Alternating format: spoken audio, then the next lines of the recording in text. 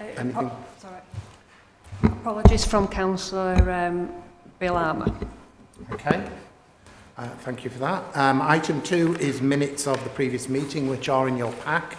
So that was our meeting on the 28th of June. Are members content with that? Would somebody like to move and second that for me? Thank you, James. Have we got somebody who would second it? Thanks. Thank you. So item 3 is declarations of interest. Have members got any declarations that they wish to declare? If you do realise during the course of the meeting there is something that you wish to declare, please let us know and complete the form and hand it to Nicola at the end. I think we've got an issue. Gareth's emailed me to say, I'll be letting him in. I think we've got an issue with the IT. Right, so it sounds like we've got a problem with the IT. Do you want to deal with that and see if you can get things moving? And we will move on whilst that's happening. It's probably wild to need the auditor. Yeah. So we've got the auditor who's trying to join us at the moment. He's having a problem getting in. That's what Nicola's gone off to try and sort out. But we will move on. So admission to the public. This item will be, the majority of the meeting will be held in public. You will have received some yellow papers which are private, which will move into private session at the end of the meeting. The meeting will be held in public. Deputation petitions, have we had anything? None received, Chair. Thank you. Public question time, I don't see any members of the public. None We've not received, received Chair. any questions. Right, well, we'll move swiftly on. Just before we move to the next agenda item, I realise I haven't asked everybody to introduce themselves, so just some officers may not know everybody that's present. So I'm the Chair of the Committee, Councillor John Taylor. Let's start.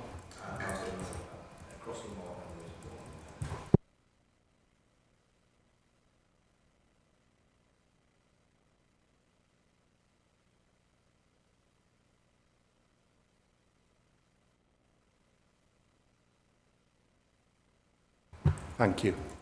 Right, I'll ask Laura to present. Welcome, Laura. Morning, everybody. I'm Laura Drew. I'm from the Kirklees Council's Emergency Planning team, and I was asked to come here today just to present to you our annual report, so what we've kind of achieved in the last 12 months.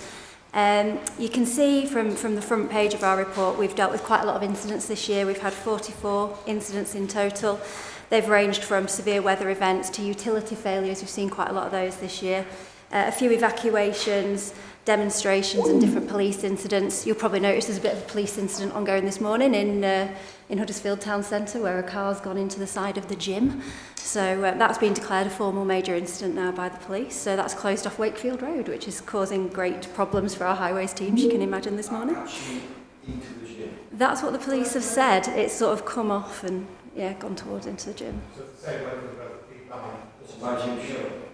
Probably, if you go to the is it a JD gym, I think? I'm assuming it's the bottom of Wakefield Road. Yeah, if you want to. More or less. So that's a bit exciting this morning.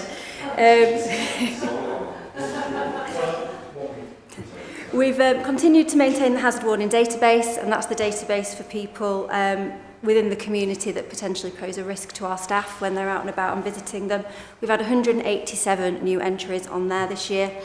We've ran and delivered 20 exercises, and they've been internal and across a multi-agency body as well, with themes such as severe weather, business continuity, lockdowns becoming quite a theme as well based on the different risk pictures that are going on at the moment across the UK and internationally.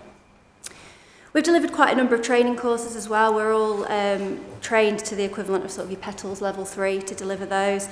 We've delivered 32 sessions, again, a lot of them around lockdown and being prepared for the sort of terror threats. Evacuation, Resilience Direct as well, which is a multi-agency information sharing platform that we use provided by the Cabinet Office. Schools off-sites visits, we make sure all the school staff are relevantly trained in risk assessment and other types of things to make sure they're delivering our school trips in a safe manner. And other sort of role-specific training as well. And we give a lot of advice to schools. We work alongside the schools with something called Evolve, which is the trip planning platform that makes sure they're planning trips appropriately.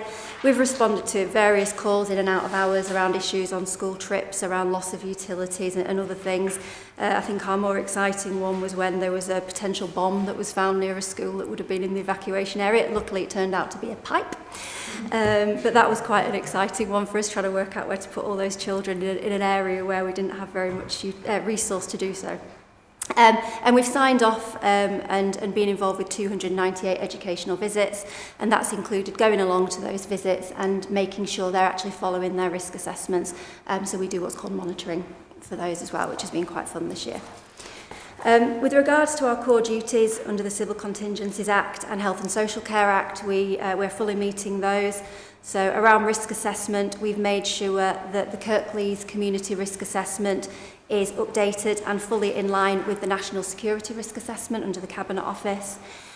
We've been reviewing the templates as changes have been made. There's been a lot of changes around the cyber threat, the counter-terrorism threat, and also the climate change threat as well. We've been working with schools to further develop their risk assessments and other professional bodies, such as, you know, your mountain walking bodies, your canoeing bodies, because canoeing seems to be becoming quite a popular one for schools at the moment, to make sure that they're all in line with best practice as well.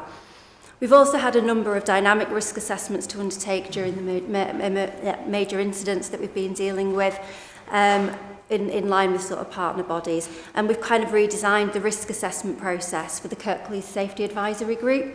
So I think it was January last year, 'cause time flies, we started taking over the Kirklees Safety Advisory Group to make sure the events that are being planned in Kirklees, like Pride, Carnival, etc., are being run in a safe manner. We've redesigned the risk assessment process around what some of our partners are doing and around what other local authorities bordering us are doing. And that seems to be working quite well. And we've also been leading the review on several of the risk assessments for the West Yorkshire Resilience Forum. So the West Yorkshire Resilience Forum, for anyone who's not familiar, is a multi-agency body across the 5 local authority areas for the West Yorkshire Police footprint. So it's been quite fun to be kind of involved with that as well. With regards to cooperation, we've got really good multi-agency working, both 24/7, because we do work an on-call role, to be able to find out what's been going on. We're really close working with our health colleagues, our education colleagues, police, fire, ambulance, etc.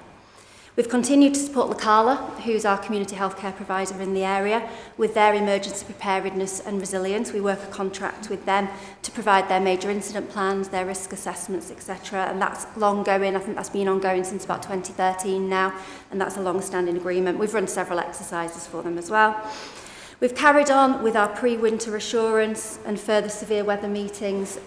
We haven't had the nicest summer, so we haven't had any heat wave meetings yet, but we have had a couple of flood meetings this summer, which is a bit unusual. We've continued to work with various partners over the rollout of Martin's Law. Martin's Law is going to be hopefully released in this party term. It was in the King's speech last week. So Martin's Law has come back to the forefront, and that's around protection of premises from counter-terrorism risks coming out of the Manchester Arena attacks. We are being held within the UK as a national best practice area within Kirklees. We've done a lot of work in rolling out Martin's Law so far after involvement with a pilot 3 years ago. So it's been quite an honour to be invited to lots of national meetings and share our best practice in what we've achieved through that. We've continued as well to work with the West Yorkshire Resilience Forum to deliver plans and make sure we get involved with exercises and different planning groups. We've just been involved yesterday in quite an exciting initiative that's hopefully going to come out across West Yorkshire around lollipops they're called lollipops next to the rivers, and different inland bodies which will have sort of QR codes and reference numbers on them. They have them down the River Ouse at the moment, and we're looking at an initiative across Kirklees and the wider West Yorkshire to have those in case somebody falls in. So what you can do is scan the QR code, call 999, give a reference number, and instantly the emergency services will know the exact location, if they can launch a boat from there, if they can get cars down there, and it makes that response a little bit quicker. So hopefully that will be going forward over the next 12 months. We've also continued to deliver our exercises and test our plans. Some of the most prominent ones they've wanted testing is about our loss of power. So national power outage still remains a very, very big concern nationally. With regards to information sharing, we actively use Resilience Direct. We are involved in the national development group for the Resilience Direct system directly with the Cabinet Office. So we do have quite a lot of say of the changes that are made and the best practice that can go forward with Resilience Direct. So again, it's something we're being held at national best practice for, which is a great achievement. We've reviewed and circulated all our plans and policies, including the off-site visits type stuff. We've been coordinating the monthly business continuity reports, making sure we've got that oversight of how the council's responding to different pressures across the system to make sure that we're minimising the stresses on our systems as much as possible. We've worked again with a number of Martin's Law work streams. We're getting a number of businesses involved now and organisations to share that information wider about what they're going to be expected to do once the law comes in, to make sure they really are prepared for that law coming in. We've set up newsletters. We've had a big event at the Lawrence Batley Theatre. I think a couple of councillors did attend that event with Fegan Murray, who is Martin's mother, for who Martin Law is named after. She attended to give a presentation. It was absolutely fantastic. We had a really good number of businesses, events planners, education establishments attend that. And we've had a number of them join our groups since. So we are starting to get that message out across Kirklees. And we've recently just launched a web page as well to share that information with our local businesses, events planners, schools, faith communities, etc. And we've also led a number of debriefs. We're on the West Yorkshire Resilience Forum register for trained debriefers, so all our team is trained in debriefing. And we do a lot of the internal debriefing as well for major events, major incidents and so forth. Generally, with emergency planning, we have a 24/7 response function, as I mentioned earlier, and we do the multi-agency and single-agency planning for emergencies within our area. We've also written a number of tactical plans this year, not least the plans for the 2 elections that we've had across the patch in the last sort of few months, and Remembrance Day events as well. We continue to oversee those.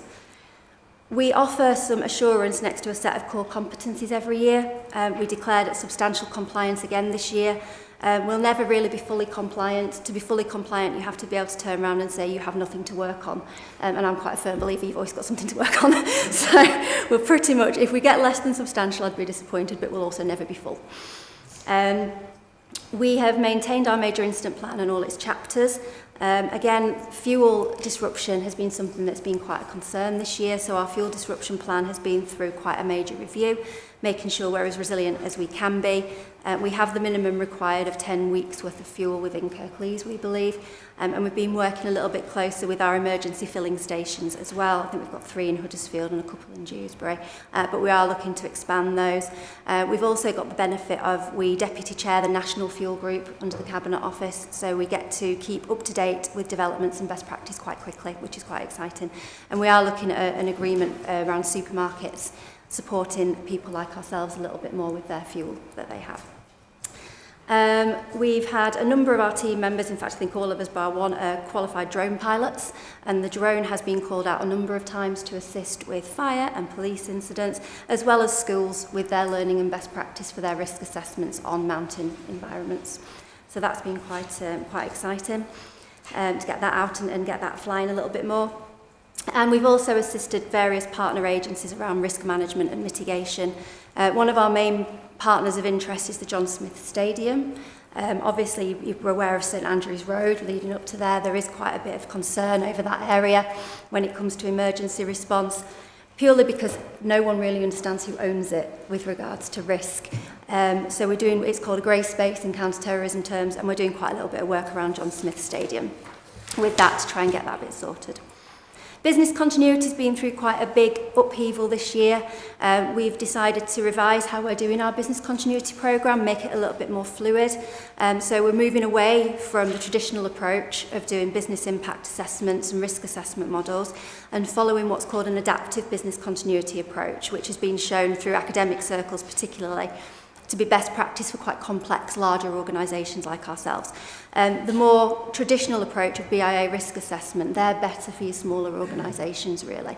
So we've tried to become more fluid, and we're trying to give that little bit more flex within our system, especially because we do monitor it on a monthly basis with what's going on. We've also provided a lot of business continuity advice Following a range of business disruptions, including the loss of IT that we had most recently, that disrupted quite a lot across internationally, but we did also have quite a lot of localised problems, including in the health service, which we were expected to kind of support. We've worked a lot with staffing issues, resourcing issues, etc. Communicating with the public, we've got quite a little bit of work going on with our communications team to make sure that we're in place on their annual communications plan. As such, we take part in the National 30 Days, 30 Ways Resilience Initiative. It's a monthly campaign that runs throughout September with a theme a day around community resilience. We pick a theme a week because it's quite intensive to try and do a theme a day. So keep an eye out this September for this year's 30 Days, 30 Ways.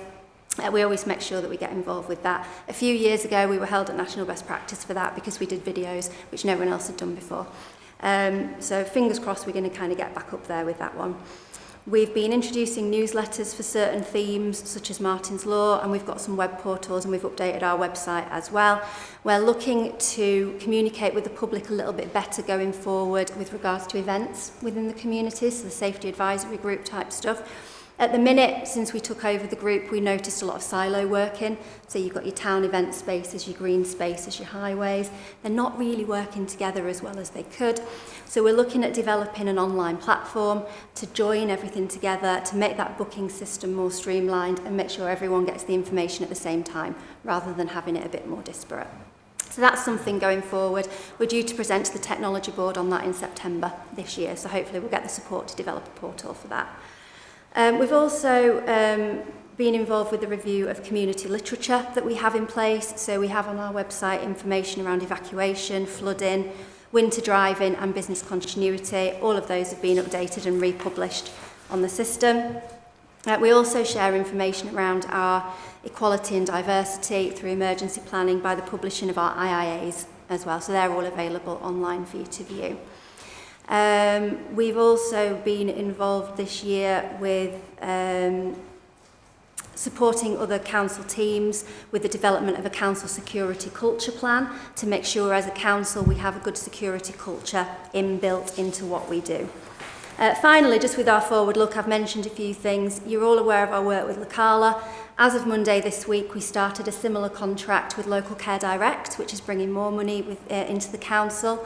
Looking to help them with their emergency preparedness, resilience and response. And because they're along the same lines of Lacala, it will join them up as well. So it's quite a good mutual working relationship with regards to that.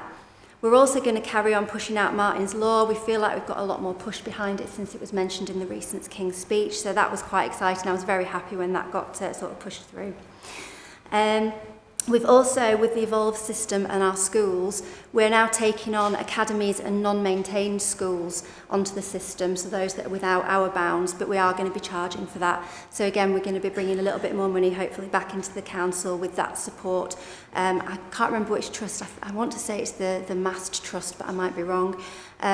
They've got 5 schools across them, and they're looking to come into us, and I think we've quoted somewhere around £3,500 for that. 60 pence a pupil, which is very similar to what they charge nationally if you have to pay. So that would be quite a good bit of income coming back to the council for us. We've also been involved in reviewing the Operation London Bridge Plan, and that will carry on. That's what happens if and when the King passes away, and the other plans that are connected to that. We'll continue to review our integrated impact assessments, our IIAs, to make sure we stay in line with the changes under equality and diversity. And we're just going to continue everything else that we're doing, the testing, the exercising, the review of the plans, and so forth. So that's us. Thanks, Laura.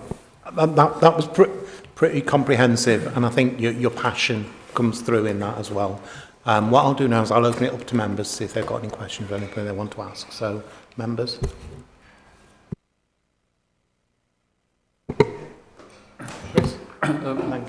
Thanks, Laura. Thanks for the report and for the really detailed introduction, which I think reassured me a lot. So it's answered quite a few of my questions, really.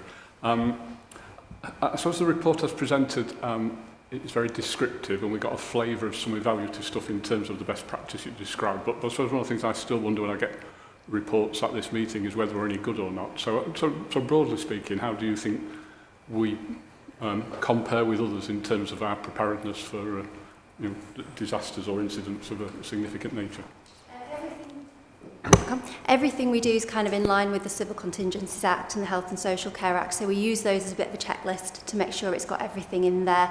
I think when we look at our West Yorkshire footprint, I think we compare very well. I think we're one of the sort of top ones that's up there. People come to us to look at our plans and see what we do, ask to steal our exercises. So we are very much a go-to point for other areas. When we test our plans, there's always actions that come out of them. I think there always will be.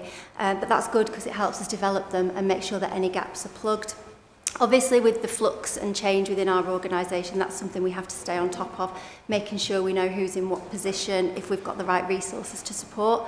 But generally speaking, because we keep coming out on substantial for that National Core Competencies Review, I'm quite reassured that we are where we need to be with regards to that, and we are held with, you know, with quite good reputation in different areas. Yeah, thanks very much, Laura. That was a very comprehensive report. Thank you. I've got loads of questions in my head. I won't ask them all, honest. I'm very, very pleased about the support you're giving to schools about outdoor visits, because that became quite an issue for a lot of schools who were a bit anxious about taking kids out on an outdoor adventure type stuff because of the risks. So that is really positive, because it means, you know, young people can take advantage of those experiences. What is, because I'd never thought of that when I saw that, that some schools are able to sort of extract themselves from the sort of local context, if you like. And that's a big shame, actually. Is there a way that you can... No, I suppose what we ought to ask, because they're all local children in the end, you know, are those schools getting appropriate advice from elsewhere? And if not, are we able to say, we offer this advice and you really ought to take it? Yeah. So a lot of the schools across Kirklees are on the Evolve system. They just might not be under us. So there are private consultants out there, and the academies as well have their own logins for the Evolve system. So I'm pretty reassured that the majority of schools will be on there and interacting with the likes of us, but in a different context, so in a private industry context or within their own academies. We know there's going to be some schools that fall through the gaps with that, and I genuinely don't know what we can do in regards to those. But I mean, I am, you know, because every summer we have tragedies somewhere in the country of young people losing their lives on a school outing of some sort. So, you know, I would have thought we would want to do our utmost to prevent that. Is there a way you can write to and offer services to those?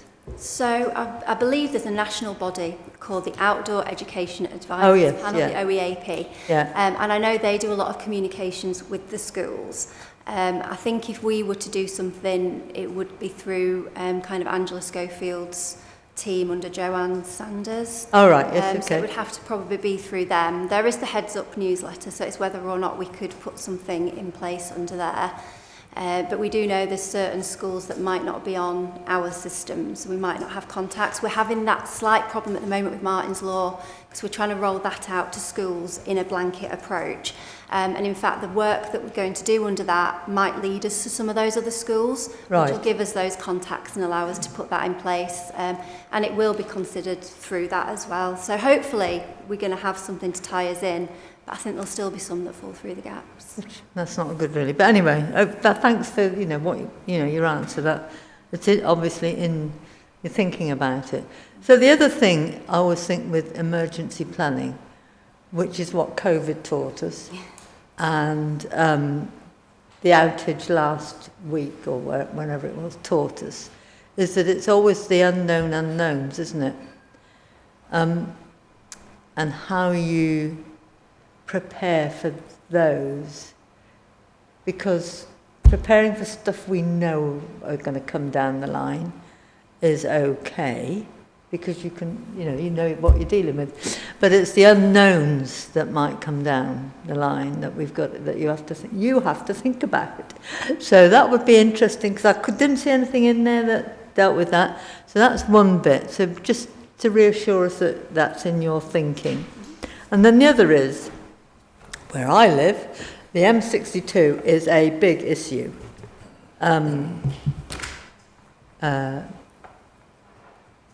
Quite often we're having armed police on there, dealing with incidents of various sorts. How do you get involved with that? Because it often spills out onto the streets of my town in various ways. So it would be useful to know how the council gets involved with that to protect people. So with regards to preparing for the unknown, again, like you say, there's always going to be some level of unknown. With COVID, we didn't even know lockdown was going to be an option for us. We'd never even thought that far ahead. And that's something we have to be quite reactive to. And that's why we have the dynamic risk assessment process in place, so that we can monitor the national best practice and make changes through dynamic risk assessment. Every time we have an incident, we do a debrief, and we get quite a lot of learning from that, and we add that learning to our plans. And obviously we've got the close working relationships with our partners as well that help us to be quite dynamic in how we respond.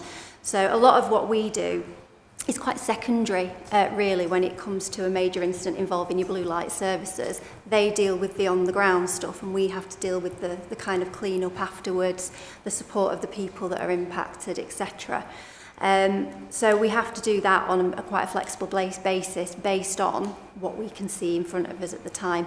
Hindsight's a brilliant thing, and unfortunately we don't have that in an emergency, which is why we do debriefs, and it's why we keep our logs. Logging is really, really important for us, so that we can evidence why we made a decision at the time, when actually if we knew what was going to happen in 3 hours, we might have made a different decision. So logging is really key, and that becomes a legal document, and it is taken to inquest. If we look at Grenfell, they do use our logs in inquest, and that's why things came out of Grenfell that it did. But they also look at our competencies as well within that, because our competencies let them know that we're prepared to make those decisions of the unknown and prepared to make those flexible identifications of what we can do based on what's available. So we have to keep, as emergency planners, competency records to show that we have the relevant training, that everything's up to date, that all our tickets are stamped. If we don't have that, then the argument can be, are you competent to do your role? So we always make sure we've got all our training in place, all our ducks in a line, and we've got those registers, and we present those every year during core competency assessment. So we're quite happy that we can be prepared for the unknown, because we can think outside the box and we learn a lot of lessons from other things. And we've got plenty of people we can go to and ask for help and advice as well. Does that answer that one?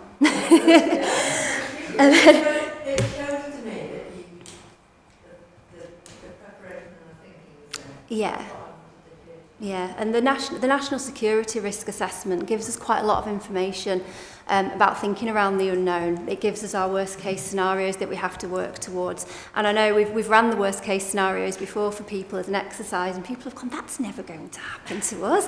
And then COVID happened, and people are locking down. I keep saying, well, if I'd have given you that as an exercise, you'd have told me I was crackers, you know, but it happened. So we do use that quite a lot as well. And that is a restricted document, but it's available on Resilience Direct to emergency planning teams. It is kept quite under wraps, and I think for a time during COVID, we actually all got our Resilience Direct access blocked to it because somebody leaked it to the press. They do take it quite seriously when it comes to the national risk assessment. So we do have some idea of the unknown from a national perspective, but we know there's going to be a lot of unknowns that we have to be flexible to. And with regards to the M62 issues, the council are involved in quite a few ways, really. The highways team are involved in trying to support the local highways network. They find out quite quickly if there's any issues on there that require a diversion. If it's an issue on the M62 that requires evacuation of vehicles, we've got an evacuation plan for the M62. We know where we can put people, we know how we're getting them off. If they have to evacuate in situ, so if they have to remain where they are in their vehicles, we've got welfare plans in place with Highways England, Yorkshire Water and other partners to get people any welfare needs that they might have. And we have people that will go kind of down the parked vehicles, make sure there's no one with any health problems that might need emergency medication, any pregnant ladies that might be struggling, that might need extracting from that situation. So we do have a lot of plans in place with regards to if anything goes on the M62. That's where we'd get involved as the emergency planning team. Otherwise, it's pretty much down to your highways teams to manage that, and maybe the community tensions teams as well, if it's that bad that it's causing reactions within the community. We'd get them involved as well. We do act out of hours as a conduit for all that information, so we make sure the right people are notified. We always let the directors on call know what's going on in case we need any support from that front, any emergency expenditure, etc. Signing off. That's good. Thank you very much. James? Yeah, can I ask one question? It might just be my lack of understanding, but I know in this report, and when we had it last year, there was quite a lot of mention about this Martin's Law thing, and you've talked quite a lot about in here in communications implementation, and I'm just a bit unclear about how you're implementing something that isn't actually a law. So I just wonder if you can clarify that for me, because obviously I don't know how do we know that we're implementing the right things. I'm not quite sure. This is my baby, so I can talk about Martin's Law all day. So you might have to shut me up talking about Martin's Law. So we got involved in a pilot back 3 years ago, and it was across the northeast of England. And the national people who were going to be putting in place Martin's Law provided us with a matrix and basically said you have to meet what's within this matrix. And we started rolling things out with regards to that. We know what the draft law looks like, and it's not going to undergo that many changes before it comes into law. So we're taking advice from our counter-terrorism security advisors who are really, really supporting us through this. We are working with the national bodies as well under counter-terrorism to make sure we're on the right lines. The basic things that they're going to need are enhanced risk assessments, security plans and trained security staff. So we know what training is going to be in place for them. It's already there. It's just about them taking it up. So we've been rolling that out. We've been rolling out some templates on risk assessment for them to use, but what we're hoping to do in the next 12 months, once it becomes law, is develop specific toolkits for the different industries that are going to be involved. Because a lot of these people, it's going to be for businesses really 100 plus, but we do know there are going to be businesses or organisations that might be at risk, that might go underneath that level. So we might need toolkits for them, such as the MP surgeries, the council surgeries that are run. They might require some sort of enhanced risk assessment. So we're reading the law of how it stands at the moment in the draft. We're following the matrix and the national stuff, and we're just trying to get it on people's agendas so people start thinking about it. We have rolled out the risk assessment. We've got the information sharing page, which has got links to all the different training. There's some training that's been released specifically for faith. There's some training that's been released specifically for youth, which are those 11 plus, I believe, up to 18. And there's some training that has been introduced for school teachers as well, for your primary schools and upwards through. So we're making sure that gets rolled out. Any questions that come back in, we field back out to the counter-terrorism unit to answer, because they're the specialists within that. But that's basically what we're doing. We're just following the matrix, following the things that are being asked of us, and just doing the job. One of the things that we're trying to do is get it right first time. So to start off with, it did feel like we were a little bit delayed in getting where we needed to go. Looking at other people, they were quite far in front of us, but they did very much a rushed, let's get it in, and then let's change the process once it's in place. Whereas we were very much like, let's get it right first time, and then we can just progress it. And now we've jumped ahead a little bit of where others are. So rather than learning from others, they're now learning from us, which is quite an honour, really, to be called to the national meetings to discuss what we're doing. So I don't know if that answers your question. Yeah, it does. I think what because it's kind of just not knowing the context. So I think what we're saying is that we're putting in place something that is about assessing risk and making sure you've got plans in place. Because what I was concerned about is that I remember at the time that incident happened, there was a lot of questions about things like, well, when should emergency services, because I think there was access, is it safe? There was a lot of things about, well, we don't think the police and the ambulance service reacted quickly enough and things, which presumably are quite difficult for us to give guidance on until we know what the law is. But what you're saying is this is more about us getting ahead of the game in terms of making sure we have risk assessments in place and the preventative measures and things like that. Yeah, Martin's Law is about the venues, not the blue light responders or our response. That's what I wanted to kind of make sure. I was trying to think, yeah. Are we going ahead and giving guidance on things that actually, No. how do we know it's the right guidance? Yeah. Out of the Manchester Arena attacks, there are a lot of recommendations for the blue light services particularly. There is work ongoing on a regional and national footprint around there. We have been sat on the board for what's been coming out of that, which has been quite interesting. There's not that much for us at local authority level, but there's a lot coming out from them around communication, getting to the right meet-up points, because that was a big issue with the Manchester attacks, and who goes in when, based on it being a hazardous area, and not always understanding what the risk is inside because of the different hearsay coming out. So that's kind of a separate thing. Martin's Law is all about the businesses, the events planners, the faith organisations and the schools that are going to be caught up in it. And generally it's anybody that's got 100 plus capacity. If you're 800 plus, you're classed as an enhanced site. So that will be even more tight risk assessments, even more tight security plans that are in place for those. Schools as general, we believe, are going to be classed as standard, even if they've got over 800 pupils, but that might change. That's something we're not quite clear on yet. And faith establishments will also be classed as standard. Again, just waiting to find out if they'll trip into enhanced, if it is a really, really big site. But events planners and businesses will certainly be the 100-800 split for those, and we're trying to do as much as we can to support them. One thing we're really keen to do, we know everybody's struggling for money at the moment, even like your private businesses, even those big businesses. So we're keen to give them everything they need free of charge, so they don't have to take on consultants to do the business for them. And that is going to be helping them develop their competencies. Because one of the things, I was a consultant in a past life for emergency planning, and the thing I hated was you wrote a plan, you left it with them and you went away. They're not going to understand what's in that plan. They're not going to buy into what's in that plan. We need to empower them to write those plans and risk assessments themselves. And that makes it a lot tighter. It makes it a lot better for them to be able to react. So we're very much, our part of Martin's Law is we need to give them that empowerment. We need to train them. We need to give them that support. And that's what we're doing really well at the minute in Kirklees. We've got a great multi-agency support body in place. And we have got a couple of local councillors from parish councils that are involved as well. Do we have anyone else that has any questions? All right. I just noticed that you're going to do a live exercise at Spen Valley Sports Centre. How will that be decimated across the area? Will we find out the residents in the area? Is it anything to do with residents?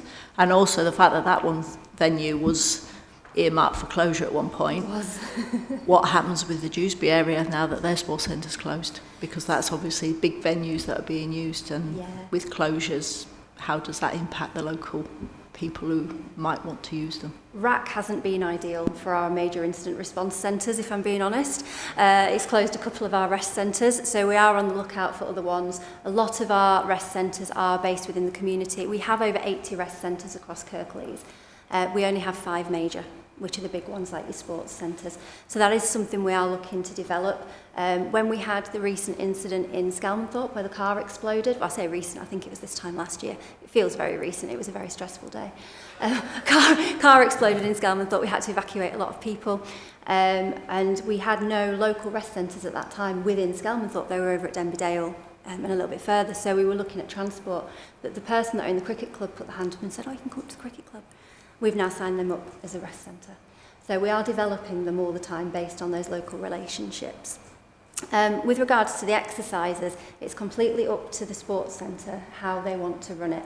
So we did one in Batley, I think it was, no, it was Dewsbury. It was Dewsbury a few years ago before it closed, where they decided, well, actually, we're going to do this properly and we're going to cancel classes on the day.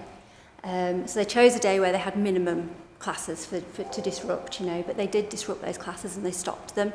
They offered them a free class next time, so it came down to, you know, it came a bit out of their pocket, but that's how they wanted to do it. With regards to Spen, I don't think they'll want to do that. They've got the separate field place.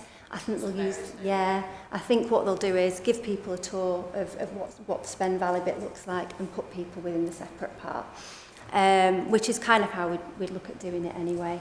I know there is a bit of a concern about where the pets stay in that one and looking to move it at the one, there's like a bit at the other side of the track, isn't there, a seated area? So maybe looking to put it there.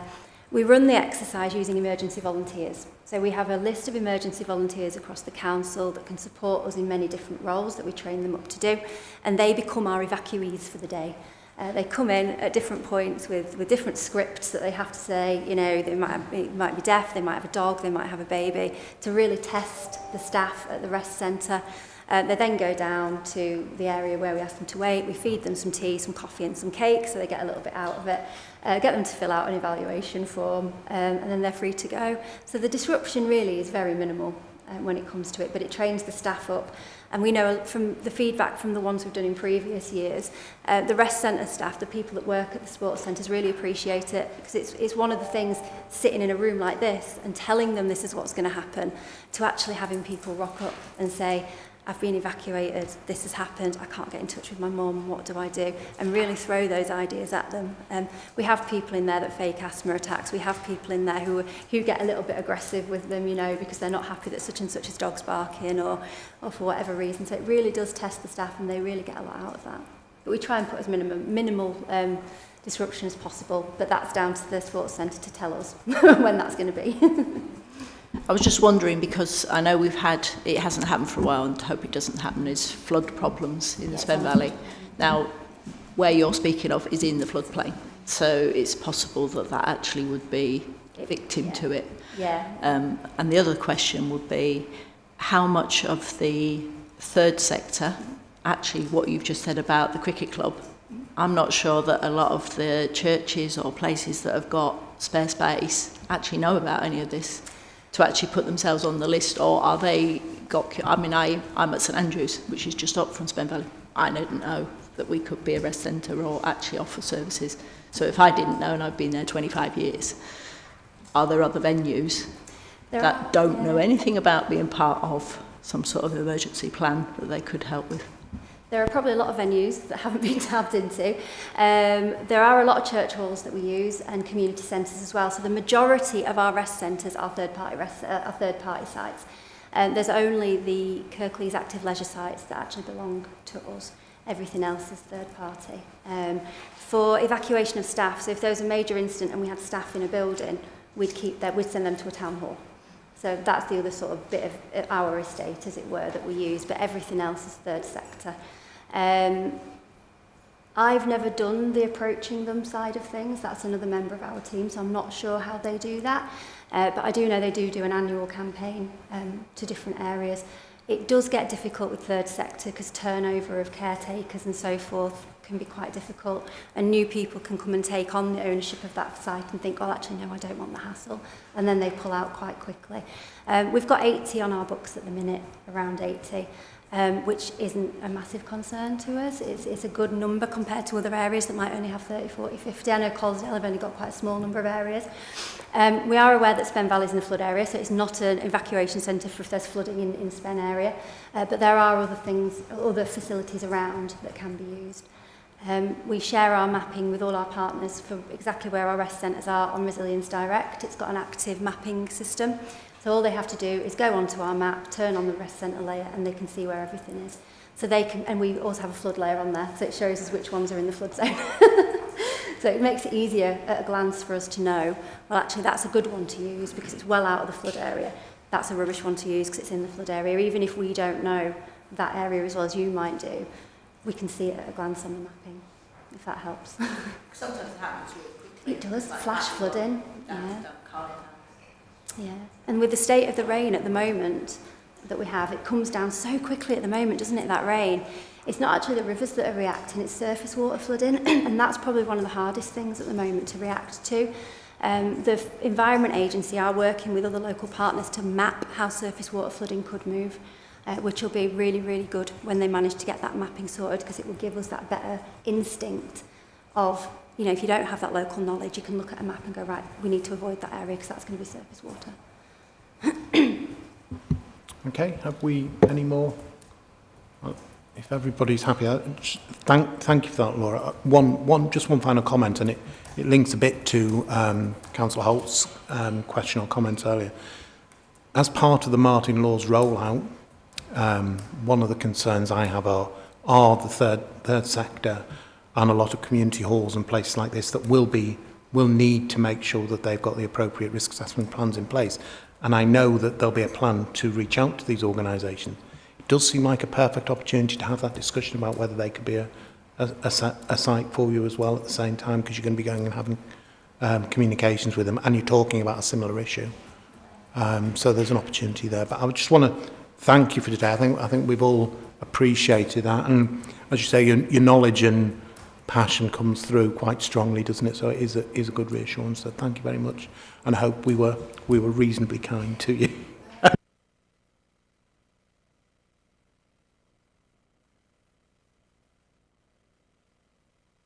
I'm just getting prompted. We are happy to note this report, aren't we? Yes, thank you.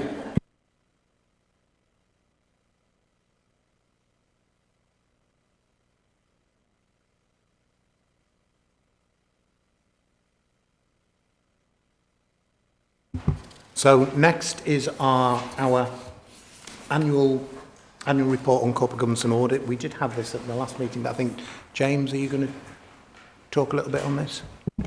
Oh, I can do. I didn't. I mean, I don't think there's a massive amount to say, because I think most people, obviously some new members, but everybody was on the committee last year. So this is just a summary of the different activities that we did, the the standard activities, the different papers we looked at, activities we undertook. So I won't go through it, go through it all.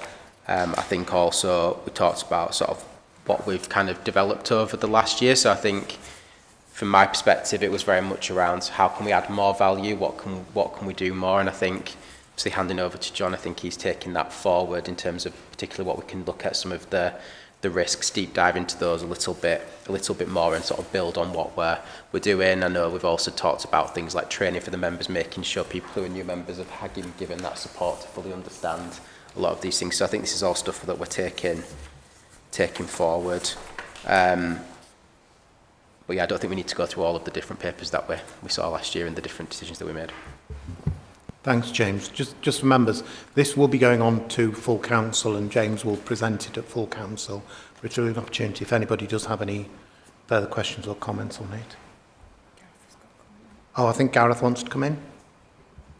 Thanks very much, Chair. I think for me, I think I would increase the positive nature of the fact that you as an organisation had your 22-23 accounts and VFM work concluded by, I think it was January of this year, which I think we touched on when I presented the 23-24 audit plan back in May.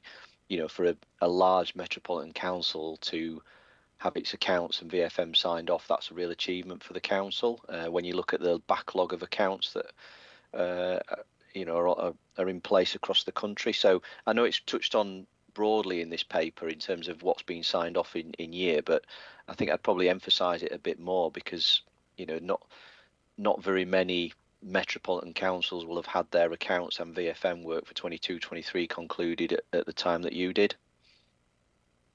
Thank you, Chair. Thanks, Gareth. I think James, come back to you. Maybe have a look before it goes to full council. Maybe we could tweak some wording, or it's certainly something you could bring out in your. I think so. I think when it goes to full council, obviously, it'd be more worthwhile to give a fuller summary and focus on some of on that particular point. I think is a really, really important point to do. It is also good, Gareth, to get your feedback as well on the report, because I think this is something. I think this is the second year that we've done this annual report, and I think we're still learning about how we should, what we should put in it. And obviously, you might have some more insight about how others maybe present those and how we can do it. So any feedback on that, I think, would be good.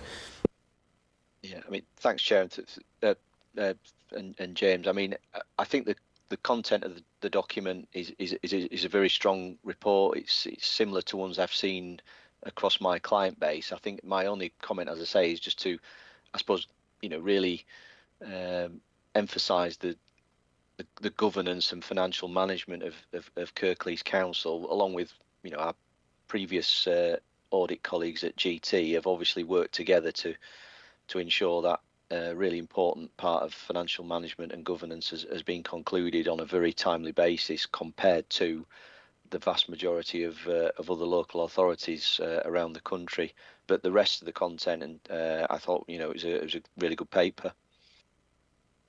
Thank you, Chair. Thanks, James. Thanks, Karen. We're all right with that, aren't we, James? Thank you. Sorry, Chair, is there any way we can add in the issue about getting our audit signed off so quickly? Because it's a minority of councils, local authorities who have done that. I mean, it's a significant issue, and across local authorities, and in a time of financial straitjackets, a huge accolade that we've done it here, and also adds weight to arguments about financial pressures, you know, that nevertheless this has been achieved and signed off. I think it would be worth, if we could, agree to add something in. I thought that's what we had suggested, wasn't it? Well, I think it is kind of covered, but it's not specifically said. I don't see any Nicola, you tell us, obviously we can bring that out of the meeting, but I don't see any reason why we can add a sentence, can't we, into the I thought that's what you could do, to be honest. Chris, did you want to come in as well? Yes, I think I kind of agree with that. I'm not sure to what extent the Audit Committee can claim credit for the accounts being signed off on time. It's our report, not the Director of Finance's report. The Council's certainly done a great job. If this is the place to celebrate it, fine, but I'm not sure I could put my hand on heart and say I made any contribution to that. I suppose I was just interested in us doing this now before we've done the kind of informal evaluative piece, and whether there might be some reflections from that could get into this report at some point. Because again, it's a fantastic description of what we've done. I'm not sure I can conclude from it whether we think we've done everything we should do or whether we've done it well enough. And I think that was a comment we made about the report last year as well. So I think it's a richer report, but it still doesn't address the evaluative bit for me in the way I'd like it to. And maybe even reflect on the last item, some forward-looking things, what we're going to do better in the future. Maybe it should be part of an annual report as well for me. We have debated this. This is the first time we've done it's going to be the first time we've done a self-assessment. We have a number of new members on the committee as well. We felt that this one that we're going to do today is very much a trial run of how it works, and therefore we didn't want to reflect it in the report. We will do another self-assessment before we get to the end of this year, which will then reflect in the report that we produce around 12 months' time. So we have had that discussion, Chris. We just felt that because none of us have done this before, and we've got a number of members here who, to be fair, this is the first or second meeting they've been at. It's a bit difficult to ask them to make much of an assessment at this point. I think it's more we're going through that learning process, and we'll put it in next year, if you're okay with that. I assume we need to note that report, do we, Nicole? Yeah. If the committee are comfortable with noting that? And agree to. And we are agreeing that we're giving James the authority to just tweak the words a little bit to just make that a little more positive about the work that the council and our auditors have done to get to a position which most of our peers haven't achieved.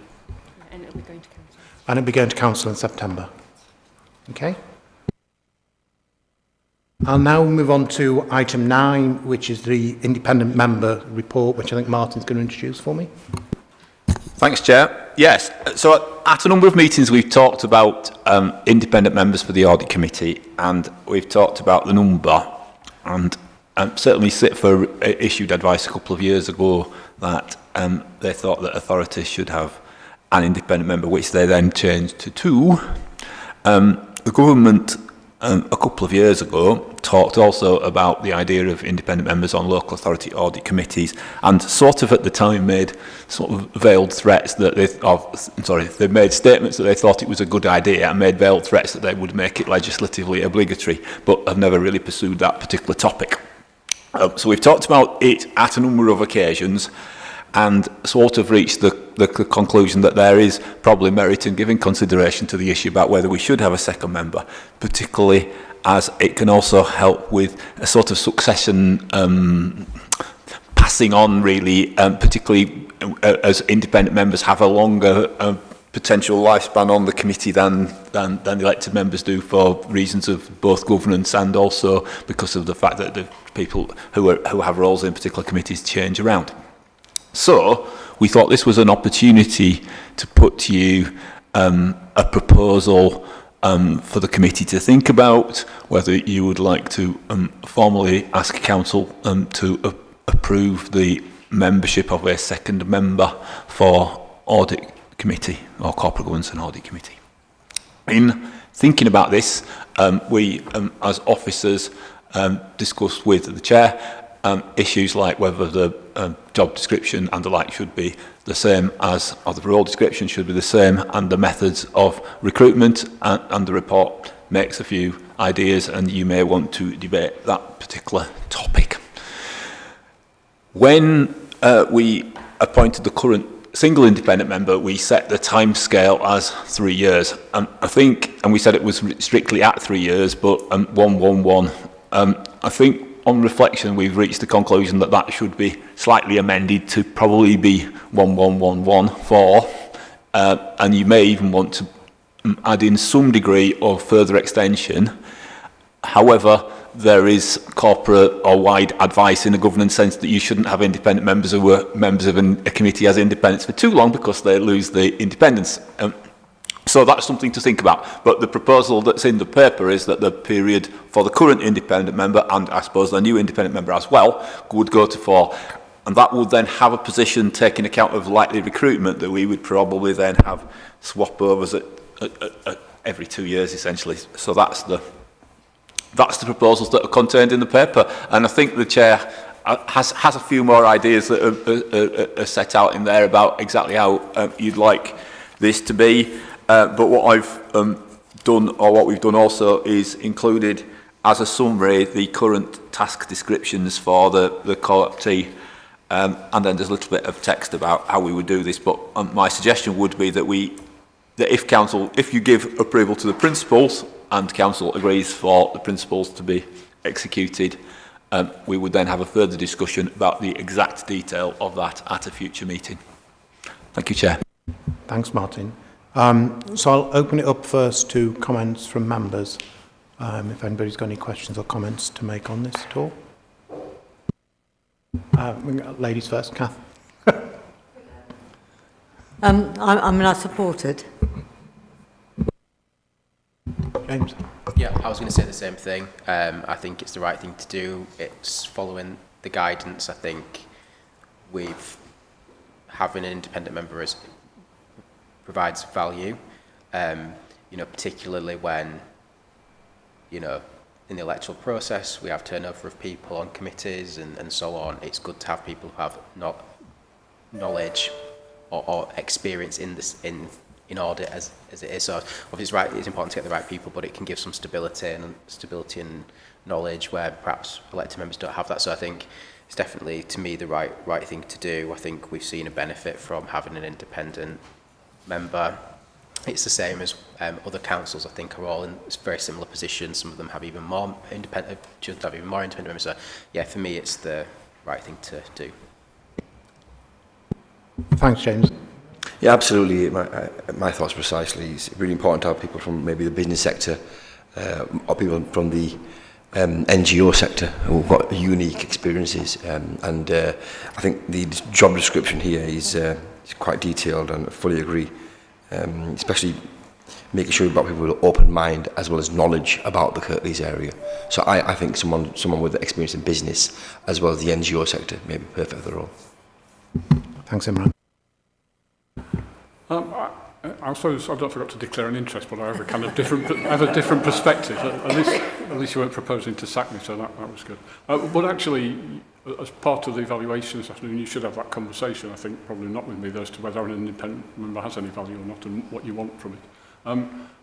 So I support it, but I'd have to say I'm always nervous about doing things just because an external body thinks it's a good idea. And I think we should think about what problem it is having a second member is solving, and therefore what skill set you would want from a second member, and whether it's different to the one you've currently got or enhances it in some way. I think so. It's what is it that we're trying to achieve by having a second member, and then I suppose that presupposes another question, which is two enough, or do you need more?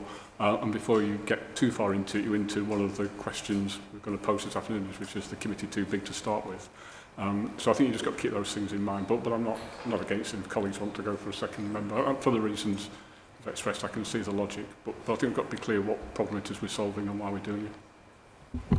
I think for me, in trying to answer that question, Chris, I think there are two things. I think James made the point quite well that we do have a turnover of members of this committee, and if we look at this committee at the moment, there's 3 of us that have sat on here before. So you haven't got that almost institutional knowledge within the committee can change very, very quickly.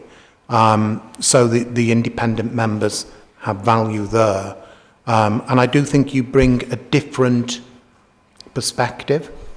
And if we have another independent member, and I take Imran's point about, from a slightly different area that comes perhaps from the more commercial side, you're bringing in again that person that perhaps may see things through a slightly different lens, rather than us all looking at things through the same lens. And again, having members of the committee, the 3 of us that have been on for a while now, there's a danger that we end up with unconscious bias, that we understand things so well, we don't see the things straight, right in front of us. So having those independent members who change over a period of time do help us with that as well.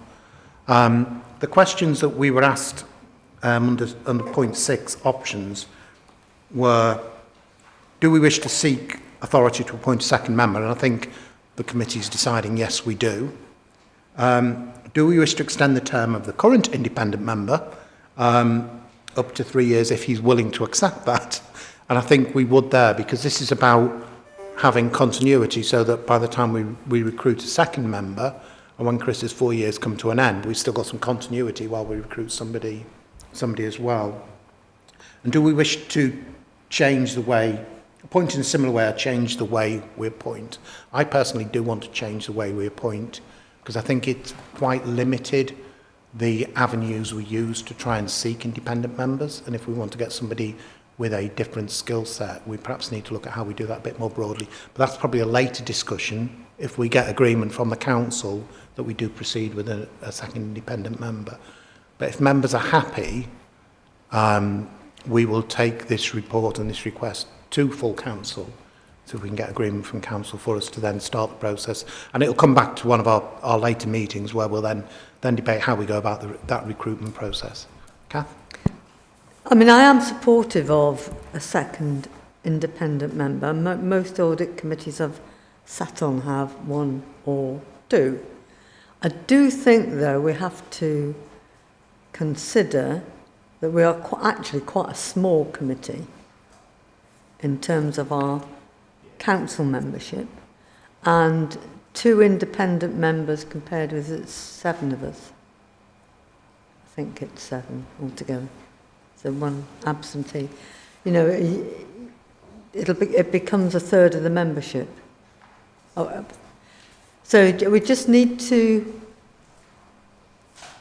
I'm sure it's the right thing to do, but we just do need to think about it in that sense, that doesn't become the powerful voice, the external sort of challenge, as compared with the internal decision making. That's all.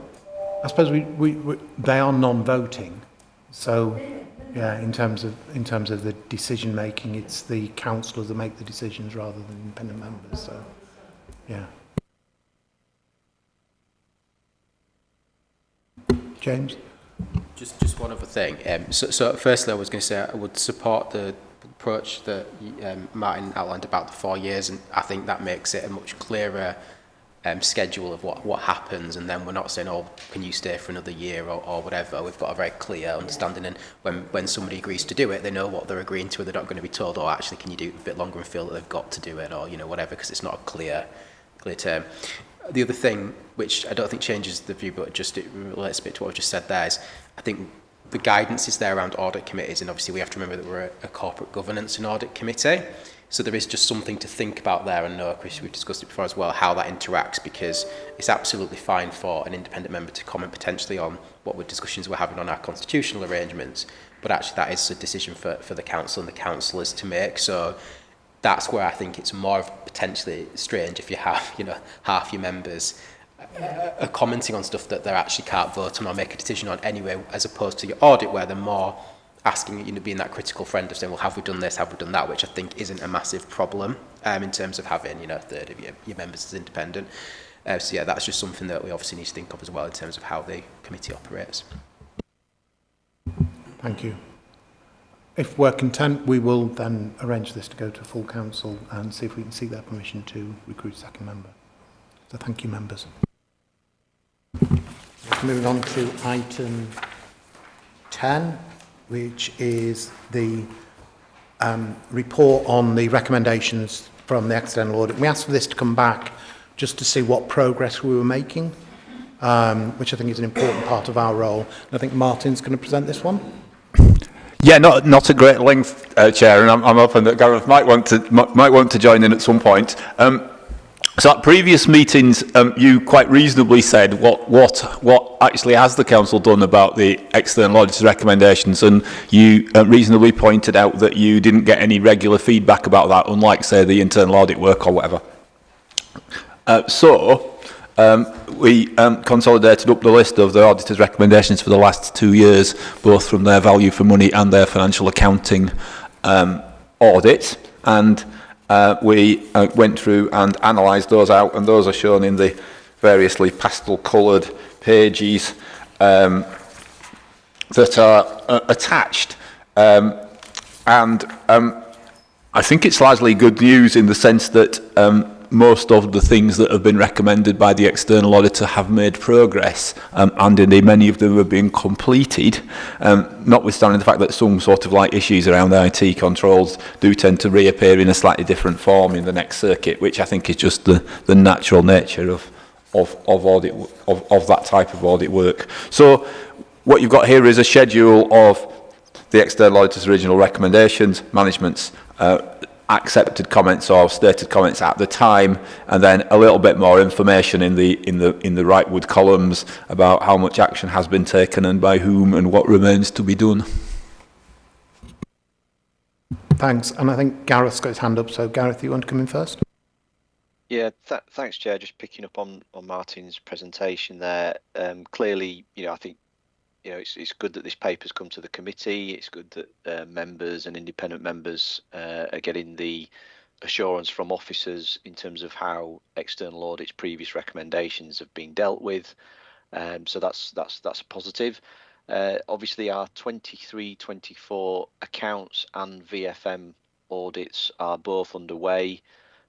With both reports off the back of those pieces of work, the ISA 260 on the accounts and the auditor's annual report on the VFM work, both scheduled for the end of November's audit committee, and clearly both of those documents will give, I guess, our view in terms of how the previous recommendations have either been implemented in full or partially, or potentially not implemented. So I guess our formal view as external auditors will be included in those documents in November, but it's a positive move that officers have presented this report for members today to give their view in terms of how they've actioned our previous findings in both accounts and VFM work. Thank you, Chair. Thanks, Gareth. I'll now open it to members. Chris? Thanks, John. Thanks, Martin, for the report. I suppose I was particularly interested in what I think the recommendations that flew out of the value for money report, and the fact we had two red flag value for money reports in quick succession. I'm accepting that one was kind of running a bit late. So if I look at the responses to the first 2 or 3 recommendations and the actions, I'm kind of interested in whose words those are in the actions column, and how we know that they're actually working, because it's quite easy to describe the process, but is this savings challenge process both in place and being effective and delivering the savings that the council needs to achieve its medium-term financial strategy? Have we got a savings development tracker that's RAG-rated is actually working and delivering savings? Because sometimes that's why I want to know whose words they are, whether those are your words or the words of your team having done some in-depth work, or whether you've just asked someone and they've said that's what we're doing. And then if it's the former, give us some assurance it's really working and we're on target to deliver all those savings that we need to deliver, because otherwise it's not quite addressing the issue for me. So a very fair question. I think these are, I am not personally vouching for the content of the statements, so therefore I've not actually audited them. They are statements of what the persons listed in the responsible and date list have said to me about what they've done. I do know in my sort of more general management capacity that that progress has been made in a number of these areas, and you know, I stick my hand up to be guilty. One of the few that have got a yes for further action needed is one that I'm responsible for partially implementing. So with that exception, yeah, there are largely things that they're not my words, they are the words of the persons listed. So it's not it's absolutely not an invalid question, and if you feel that further bits of that material need to be ascertained and exercised further, then that's something that we can pursue on your behalf, or indeed, I don't know whether Kevin wants to join in this particular Kevin point. indicated he'd like to come in, so Chris, if we let Kevin come in first. Hi, yeah, thanks for the question. So we do have a robust savings tracker which we report to Cabinet each quarter. So the Q1 will be due next month.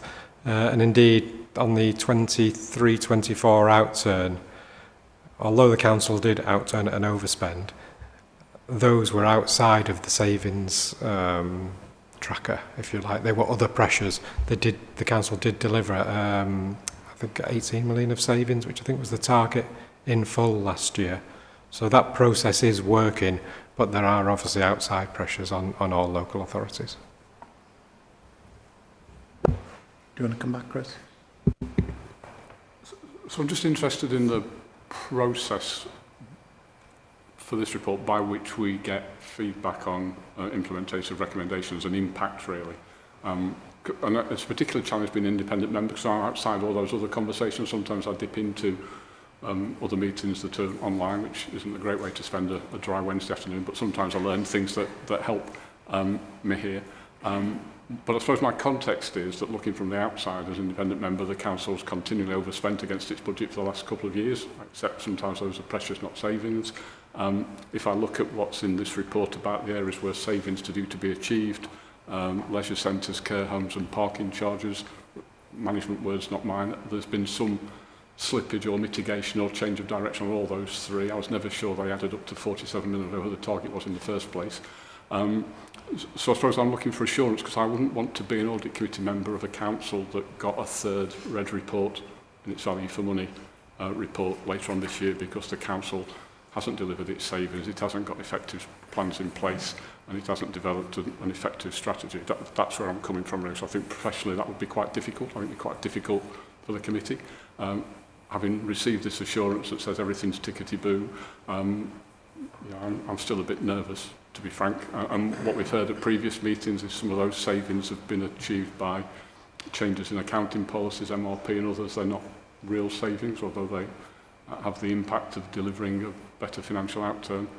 We've got the benefit, I think, of some gift or largesse from the combined authority that's helping. They're not real savings, are they? So it's not sustainable, some of those things. So I suppose it's just that. Are we as a committee assured that these actions are going to deliver what we want, which is a reliable, sustainable financial strategy and a clean audit opinion in December?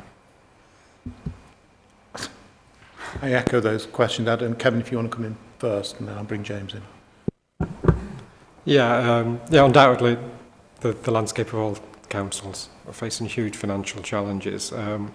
We are working on updating the financial strategy to recognise, as you know, those ongoing pressures that services are finding, and again we'll be bringing that back to Cabinet in September is the plan.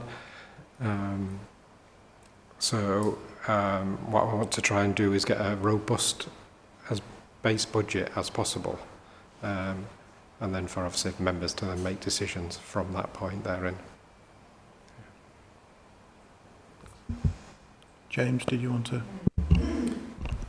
Yeah, following on slightly, part of this, I guess, is maybe the way that it's presented and what it says there, but on some of these I look and so I see the recommendation, and then when I get to the actions, I see maybe a relatively woolly explanation of some actions that might have been taken, but I don't see anything that says, right, we should have a formal savings challenge process. This is the challenge process that we implemented. So there's a stop check on everything we do that says, have we sufficiently challenged that? Has it been here? We do some assessment, we tick the box, or whatever it might be to do that.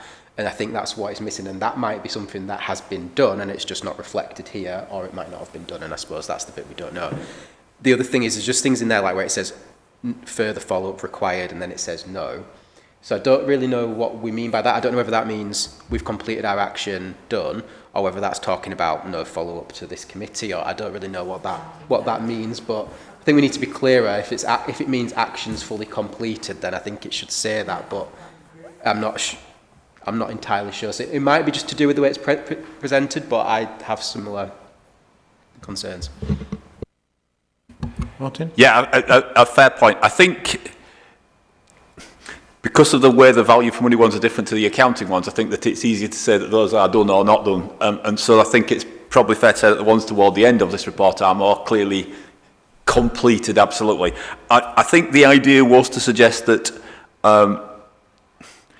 as much as is reasonable, colleagues felt that these were completed, so therefore it is no further, it's completed, I think would be the answer that Councillor Homewood asked for when it says no further action. Whereas if it says yes in there, it absolutely means that the original, not enough progress has been made. There is a judgment about whether enough progress has been made on some of the others, and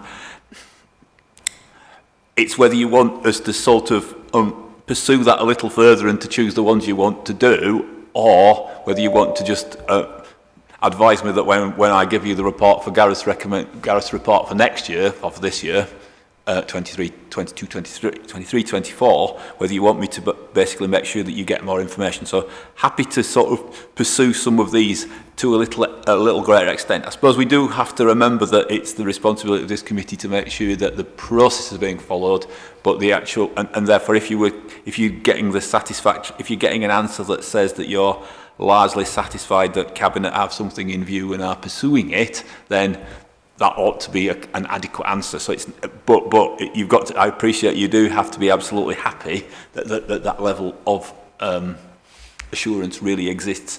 So it comes from a combination. So I mean, if you want more information about these individually, we should probably do that. This was an attempt to sort of catch up with something that we've not been very good at in the past, but if you want us to do it in a more detailed position, we can do. So I think my observation that we are about the process and ensuring processes are in place, but to give us assurance that process is working, we do need to have more detail. We can't as a committee just go, we've received a report that says the process is in place, therefore we go, oh, brilliant, that's fantastic. Especially given, as James quite rightly pointed out, or was it Chris, I can't remember now, some of the items that are mentioned in the report, like the care homes, are something that we changed our mind on. So I think that there is a request from this committee to bring a little more detail. We're not going to question about whether this saving should be made or that saving should be made or anything like that, but we need to see a little more detail about how that process is working in practice, so we can give ourselves the assurance we need as a committee that that process is working and is in place. I'm hoping I've summarised what. Yeah, I'm getting some nodding from members, so I think that's where we would be on that one.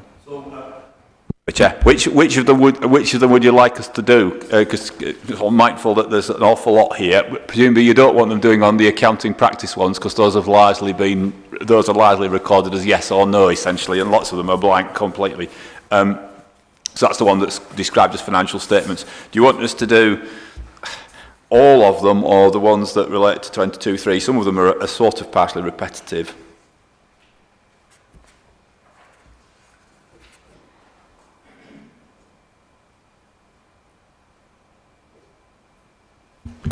So certainly, and I'll take views from the committee as well, but certainly I would be interested in seeing that savings process, you know, so we're you know, which is items 1 and 2. So that's items 1 and 2, yeah.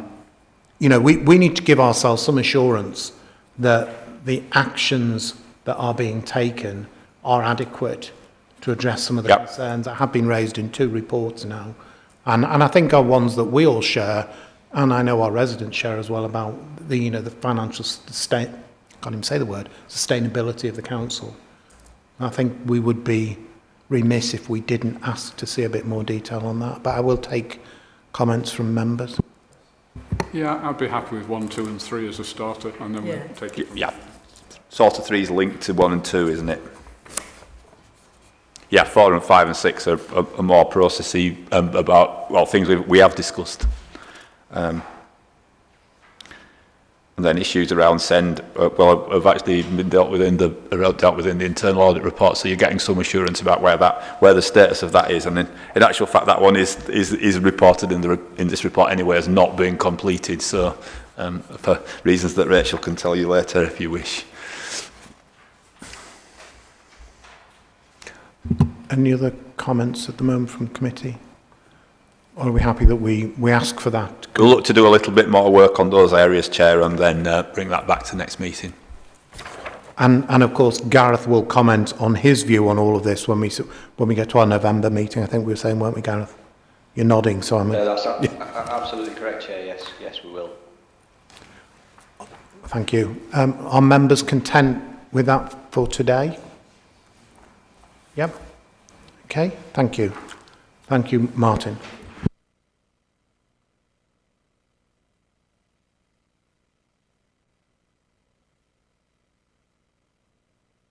We're back to Martin again. So this is review quarter 1. So this is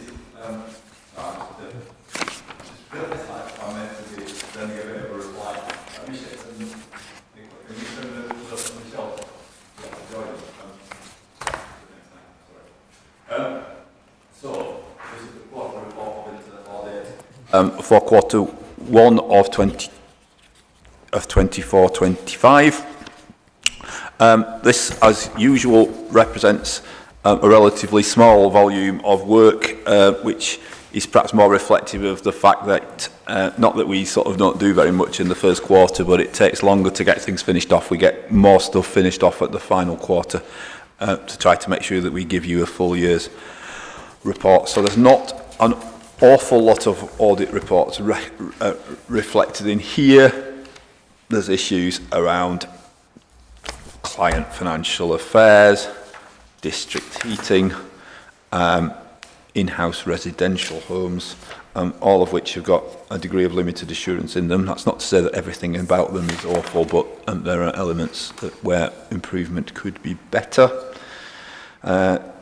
More substantial assurance in a number of other business control areas, and then some more limited assurance on some follow-up, though role with SENDACT is almost more of continuous triage because it continues to be a slightly reinventing area of difficulty. And then a little bit more information about our activity in a number of areas, including response to the requests that we amend the way in which we do school audits, which will take place from the beginning of the new academic year, and some information about the volume of fraud issues and their status, and then a further reminder that we've had no investigative power, regulation of investigative powers investigation this period. We did do a number of school audits as well, and those are named in the private appendix. Thanks, Martin. I'll open it to members for any questions or comments. Chris?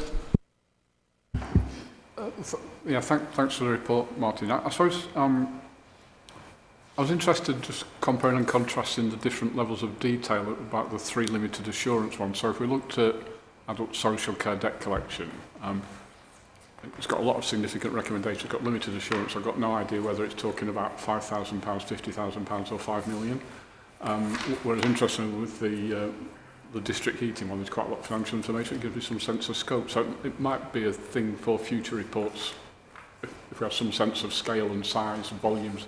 Not a lot of detail, but just something that gives me a sense as to how worried or not I might be. Because if it's £5,000, I'm less worried about limited assurance than if it's £500,000 and it's increasing, and I just don't know really. So that was committees always ask for more information. I think I'm looking for a sentence, not a page. The other thing I suppose, and it's down to your judgment, and I would never question it, but I'm going to do. Explain to us how you get limited assurance from some of these, because they do look quite bad, the way the summary is presented. So why are there limited assurance in some cases and no assurance, particularly the district heating? So there is a sort of formulaic way in which you can get each of those levels, and it is set down, but yes, it's still based on a judgment in the end, because the conclusions are opinion based, aren't they? But it's based on how many substantial how many fundamental areas. So something with a large number of fundamental failures should get no assurance. I think we've only ever had one of those. No, two of those in the last few years. And then the number of failures you can have to get limited assurance is again formulaically based, and then into adequate assurance you can have some degree of substantial, but it's how you categorise those. So it's sort of scientific, but isn't really, because it's only as good as the opinions that are reached. And in some respects you're absolutely right, and in every respect you're absolutely right that the value context should be one thing that leads that, but nevertheless, if a system is only meant to collect £20,000 worth of income, then the fact that it collects nothing would still get it a fundamental it would get a fundamental recommendation. So you can get something with no assurance that's only worth £20,000, and you can get something where far more than £20,000 is being lost, and something is still getting an adequate assurance, because the idea of the system is it's meant to collect £20 million. So it is a little bit, but you're right, there is, but we also do try to put a degree of context into that, so that we aren't bringing, we wouldn't normally audit something that only collects £20,000 anymore. So that there is some, so that there is a sort of science, but the science is only pseudo science rather than real science. I'm not quite sure that fully answers the question. I think it does. But it's always worth having that conversation, isn't it, about what assurance the committee is receiving when it gets limited assurance. If I could just ask a kind of follow-on, if I may.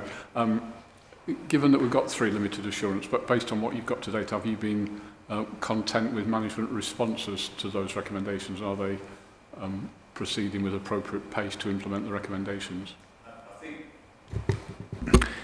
I think the district heating is perhaps the one where there's more concern. I think the colleagues in CFA and Children's Services, which in fairness is one of the ones which, whilst we have done that audit, is of lower value, because the actual spend, although we spend an awful lot of money on children's residential care, the bulk of the spending is on staffing, which was excluded from this audit area. This is about the control of the more day-to-day things like payments to the children and day-to-day living expenses like food, which are relatively modest in terms of the overall cost. So that one is smaller in context, but nevertheless, all of them have, that's the sort of respective position. With district heating, we possibly need to pursue with a bit more vigour the issue about what is being done about it. Thank you, Martin. Chris, did you want to come back, or Kath, you wanted to come in? Yeah, just a couple of things in a wider context, if you like. So the issue, the limited assurance about adult social care debt has been around for a very long time. That both in reports here, but also the sort of issues I get as a ward councillor, that people are not getting bills on time, getting them 3 months after the event. People have died and moved on, and so the probate has been finished, and yeah, so that has been around a long time. And given the council's financial position, it is very disturbing that that hasn't been dealt with. Equally, the first paragraph of the district heating, many of these issues were identified in the previous review in 2020. Now, we are a cash-strapped council. The talks here about possibly 650k or even more that has been lost. And, I say with a wider councillor hat on, you have to say to yourself, if the council's culture is not addressing issues where money is being lost due to inaction by officers, then it puts into question the whole of the savings packages that are having to be put to council. Some of them, that nobody wants to do.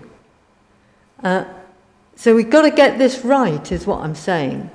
I mean, it is very, honestly, I can't tell you how disturbing this is to me. When council's scratching about for the odd million here and there, and we're losing it at the other end. And I'm not, unfortunately, you're here, and you're not the ones responsible.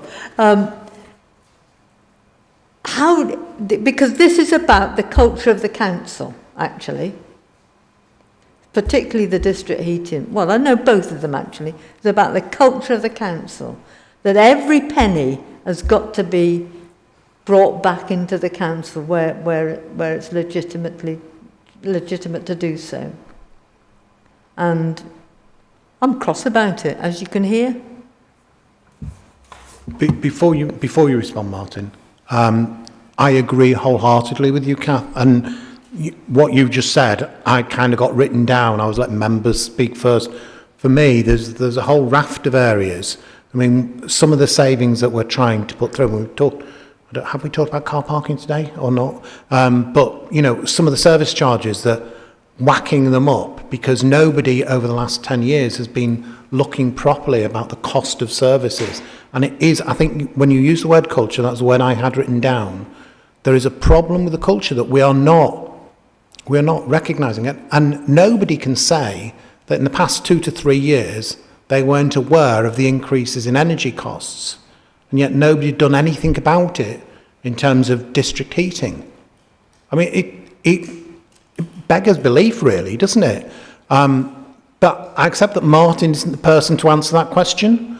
But I think it would be remiss of us if we didn't, as a committee, ask for somebody to come and address that issue at the next meeting. And I'm looking at Kevin and Martin. It may be Rachel, as the executive director with responsibility for finance, to come and explain to us why we've got ourselves into this position. Because again, I don't believe there's anybody in the council who hasn't been aware for certainly the last 2 or 3 years that the council is cash strapped. And yet we've got areas like this that are coming through time after time in a tiny way.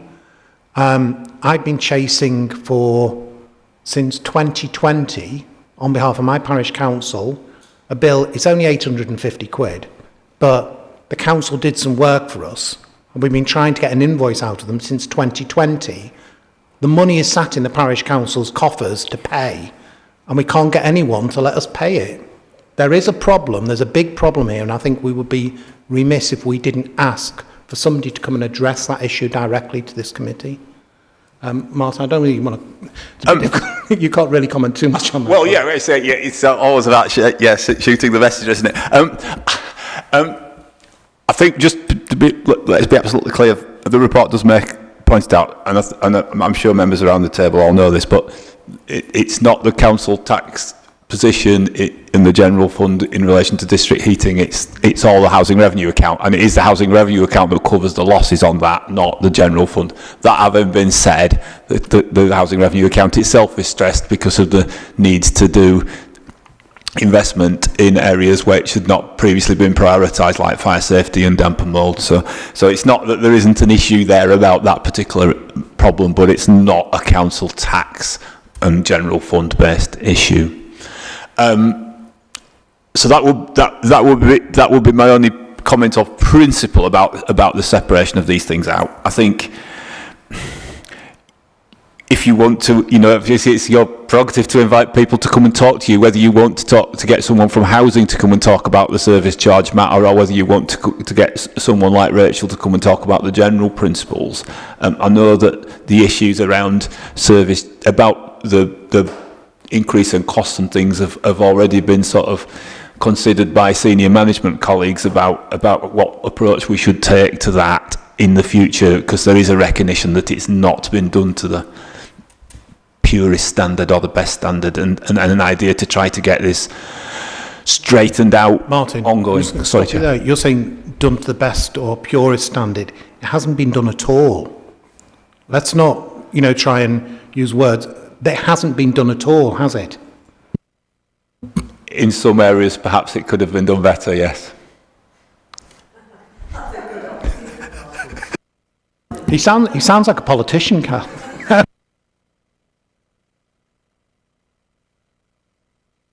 Do you want me to say anything more? Who do you want? I mean, I think it is very much. Who do you want to have a conversation about the principles of? Because it's who you invite for next time, or do you want to get somebody to speak to you about the HRA and the issue of service charges? Sorry. Yeah.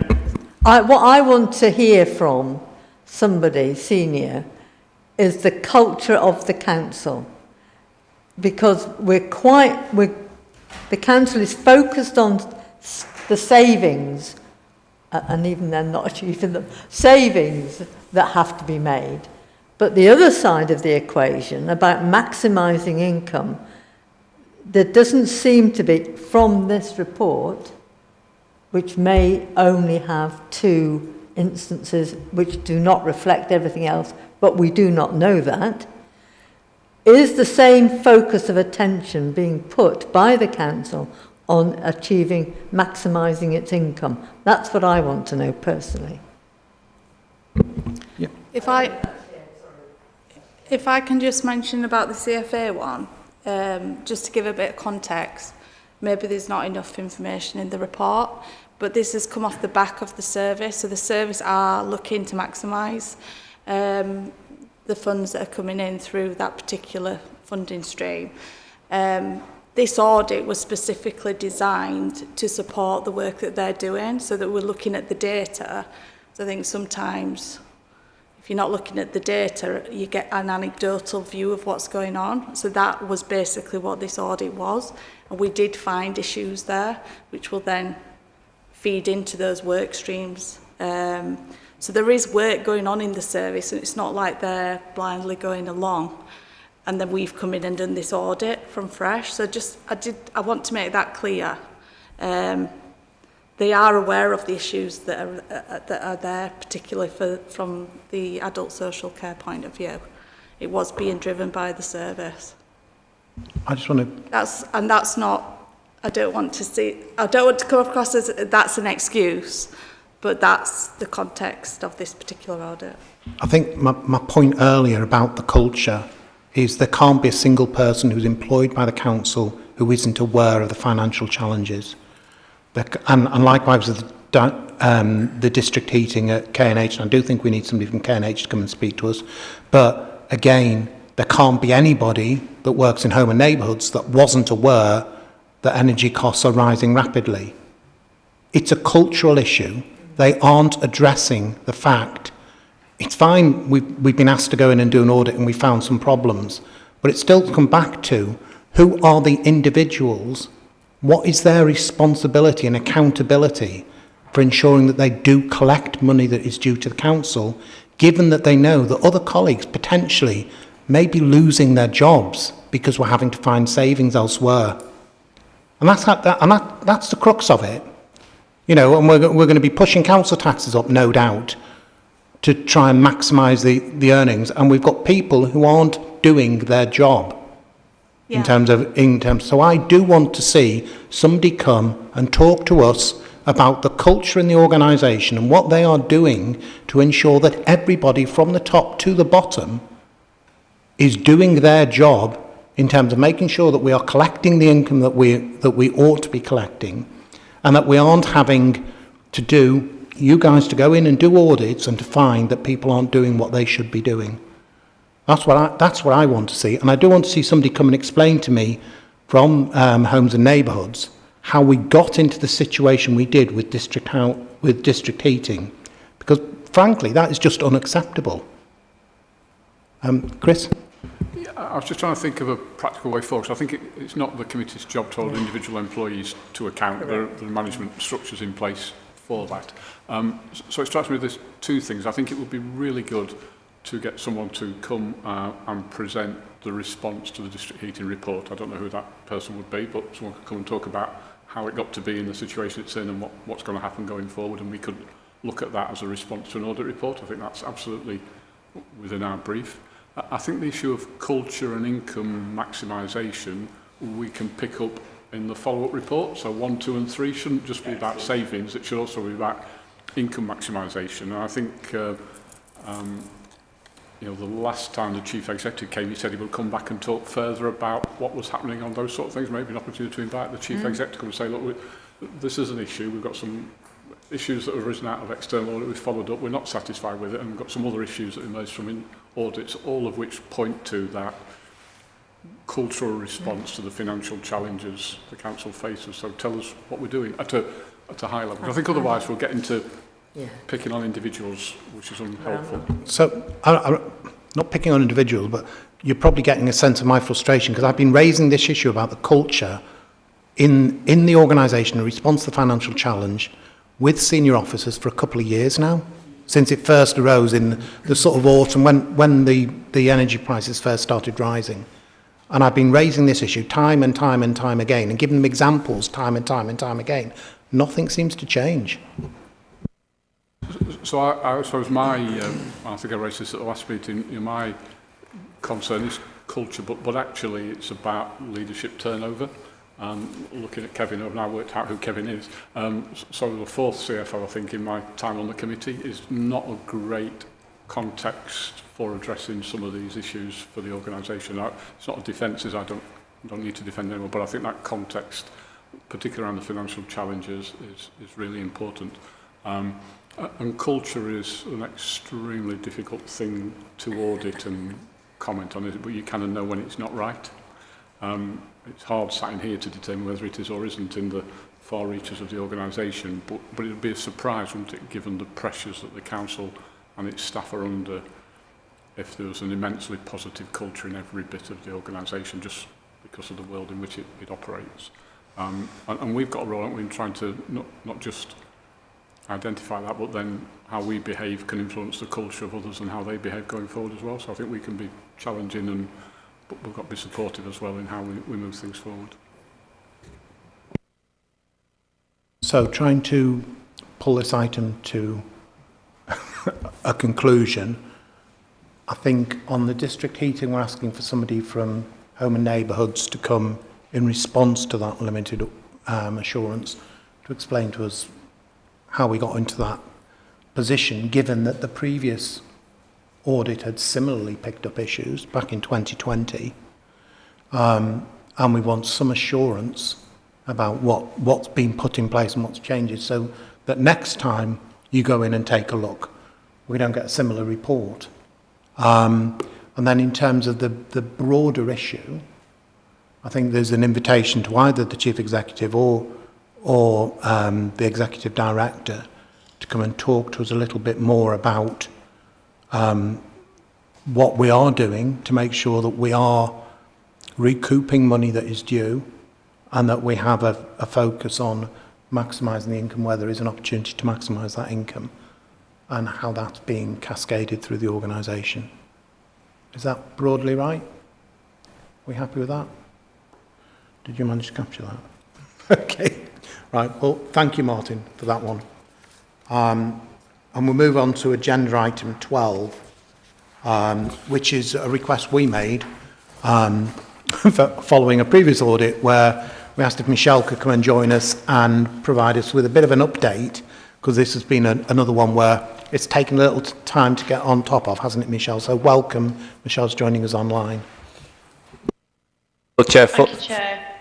for this item, it's probably worth us noting that although there's a part that's in public, the bulk of the conversation is probably going to need to be in private because it relates to the financial affairs of individuals and various things that are noted in the paper. So it's just to remind everyone beforehand. And sorry, Michelle may well want to discuss some things in this little bit, but just to remember we're not in private session yet, Chair.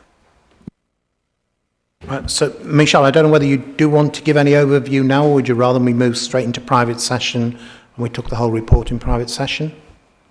I'm looking at members. Oh, sorry. So I think in that case, we'll move to private session. So I just think we need, are we online? Yeah. So everyone's agree that we move to private session? Yeah. So we're all happy to move to private session? Yeah? Yeah. Just bear with us, Michelle, while we just make sure that we've taken the live feed down.